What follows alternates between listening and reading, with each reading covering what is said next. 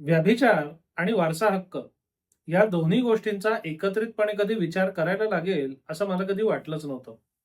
पण मध्यंतरी माझ्याकडे एक पक्षकार आले होते. त्यांचं थोडक्यात कथानक असं होतं, की त्यांच्या मुलीचं लग्न त्यांनी लावून दिलं होतं. लग्नानंतर त्यांना 1-2 अपत्यप्राप्ती झालं होतं त्या मुलीला.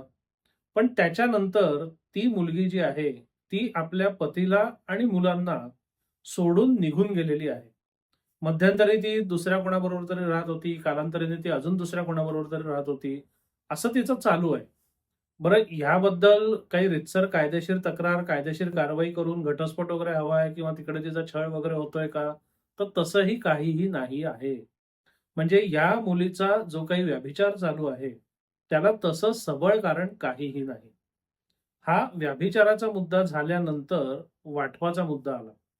झालंय काय, की या कुटुंबाची वडिलोपार्जित मालमत्ता आहे आणि त्या वडिलोपार्जित मालमत्तेमध्ये आता त्या मुलीला हक्क हवा आहे, वाटप हवं आहे आणि त्याच्याकरता तिने वाटपाचा दावा दाखल केलेला आहे. तर या पक्षकारांचा सगळ्यात मोठा आणि कळीचा प्रश्न होता, की एखादी व्यक्ती व्याभिचारी असेल, एखादी मुलगी, एखादी महिला व्याभिचारी असेल, तर त्या कारणास्तव आपण वारसा हक्क नाकारू शकतो का?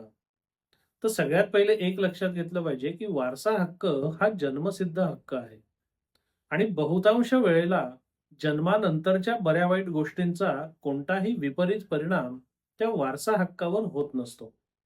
आता व्याभिचार आणि वारसा हक्क याचा आपण जेव्हा विचार करतो, तेव्हा त्याच्यात अजून एका कंगोऱ्याचा विचार केला पाहिजे. कारण एखादी व्यक्ती व्याभिचारी असणं आणि एखाद्या व्यक्तीचा व्यभिचार सिद्ध करणं या 2 वेगळ्या गोष्टी आहेत. पण आपण असं गृहीत धरूया, की एखादी व्यक्ती, एखादी मुलगी, एखादी महिला व्याभिचारी आहे. तिचा व्याभिचार सिद्ध सुद्धा होऊ शकतो. पण या व्याभिचाराचा तिच्या वारसा हक्कावर काही विपरीत परिणाम होईल का हो? तर सध्याचा आपला हिंदू उत्तराधिकार किंवा हिंदू वारसा हक्क जर बघितला, त्यातल्या विविध कायदेशीर तरतुदी बघितल्या, तर त्यामध्ये व्यभिचार आणि त्याच्यामुळे वारसा हक्कावर होणारा विपरीत परिणाम अशी कोणतीही तरतूद किमान आज तरी अस्तित्वात नाहीये. म्हणजे मूळ कायद्यामध्ये तरतूद नाहीये. या प्रकरणाच्या अनुषंगाने एक नवीनच मुद्दा समोर आला. त्यामुळे या अनुषंगाने काही विविध महत्त्वाचे निकाल मिळत आहेत का? हे सुद्धा मी शोधायचा प्रयत्न केला. पण आजपर्यंत व्याभिचारी व्यक्तीला वारसा हक्क नाकारता येईल किंवा नाकारता येऊ शकतो किंवा त्याचा हक्क नष्ट होतो, अशा स्वरूपाचा कोणताही निकाल किमान मला तरी सापडलेला नाही. आणि हा विषय अत्यंत गंभीर आहे. म्हणजे माझ्याकडे जे प्रकरण आलं होतं, ते मुलीचं होतं समजा. पण हेच मुलाच्या बाबतीतही शक्य आहे ना. म्हणजे कोणतीही व्यक्ती, मग त्याचं लिंग काहीही असो, जर व्याभिचारी असेल, तर बहुतांश वेळेला त्या मालमत्तेची हाव हे एकच कारण त्यातला वारसा हक्क किंवा वाटप मागण्यामागे असतं. आपल्यावर काहीतरी अन्याय झालाय, आपल्याला आपला हक्क वेगळा करून हवा आहे, आपल्याला तो आपला हक्क जपून ठेवायचा आहे, वंशपरंपराने चालवायचा आहे.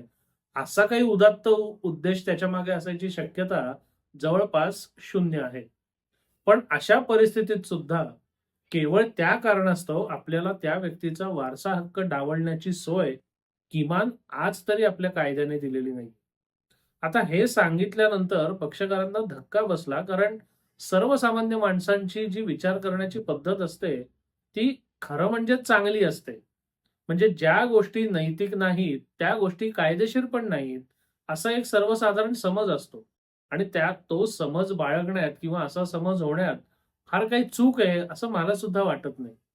पण काही वेळेला अशा आपण विचित्र ठिकाणी उभे राहतो, की जिथे नैतिकता आणि कायदेशीरपणा यांची एकमेकांशी ताटातूट झालेली असते. म्हणजे नैतिकतेचा हक्काशी काहीही संबंध उरलेला नसतो. एखाद्या व्यक्तीचा जन्मसिद्ध वारसा हक्क हा त्या व्यक्तीच्या नैतिक आचरणावर अजिबात अवलंबून नाही. म्हणजे एखाद्या व्यक्तीने कितीही अनैतिक आचरण केलं, कितीही व्याभिचार केला, तरी केवळ त्या कारणास्तव त्या व्यक्तीला जन्माने मिळालेला जो वारसा हक्क आहे, जो उत्तराधिकार आहे, तो कोणालाही नाकारता येणार नाही. हा तसं बघितलं गेलं तर कायदेशीर प्रश्नापेक्षा सामाजिक प्रश्न जास्त मोठ्या स्वरूपाचा आहे. आणि किमान आज तरी या मोठ्या आणि महत्त्वाच्या प्रश्नाचं माझ्याकडे तरी उत्तर नाहीये. येत्या काळात यामध्ये काही बदल होईल किंवा अशी काही सुधारणा होईल, अशी शक्यता पण वाटत नाही. कारण गंमत कशी आहे, व्यभिचार अजूनही आपल्या समाजामध्ये त्याचं प्रमाण कमी आहे. पण व्यभिचाराचा आधार घेऊन वारसा हक्क डावलण्याची जर तरतूद केली, तर त्याचा काही लोकांना जसा फायदा होईल, तसा त्याचा गैरफायदा सुद्धा मोठ्या प्रमाणात घेतला जाण्याची दाट शक्यता आहे. त्यामुळे किमान माझं मत असं, की येत्या नजीकच्या भविष्यात सुद्धा अशी काही तरतूद येण्याची शक्यता फार अत्यल्प आहे. आणि आली तरी ती कायद्याच्या कसोटीवर टिकण्याची शक्यता तर त्याहून कमी आहे.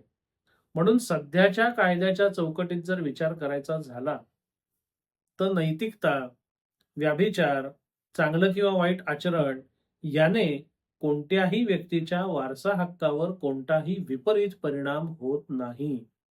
असं जरी असलं, आपल्याला हक्क थेट जरी नाकारता येत नसला, तरी आपल्या व्यवस्थेचा जो दुर्गुण आहे, आपल्या व्यवस्थेचे जे दोष आहेत, त्याचा इथे आपण कल्पकतेने उपयोग करून घेऊ शकतो. प्रकरण लांबवणं, प्रकरणामध्ये विविध प्रकारचे अर्ज देणं, विविध प्रकारे ते प्रकरण लांबवणं, प्रकरणाचा निकाल लागला की अपिलावर अपील करत राहणं, ह्या सगळ्या मार्गांनी तुम्ही हे प्रकरण लांबवू शकता. आणि एका मर्यादेपुढे जर हे प्रकरण लांबलं, तर एखाद वेळेस वाटप मागणाऱ्या अशा व्यक्तीच्या आयुष्याच्या पलीकडे जर हे आपण प्रकरण नेऊ शकलो, तर अशा व्यक्तीचा आपल्याला पराभव करता येऊ शकतो. पण हे अनेकानेक गोष्टींवर अवलंबून आहे आणि मूळ जो कायदेशीर मुद्दा आहे, तो आपल्या विरोधातच आहे. हे अशा लढाईतल्या प्रत्येक व्यक्तीने कायम ध्यानात ठेवलं पाहिजे.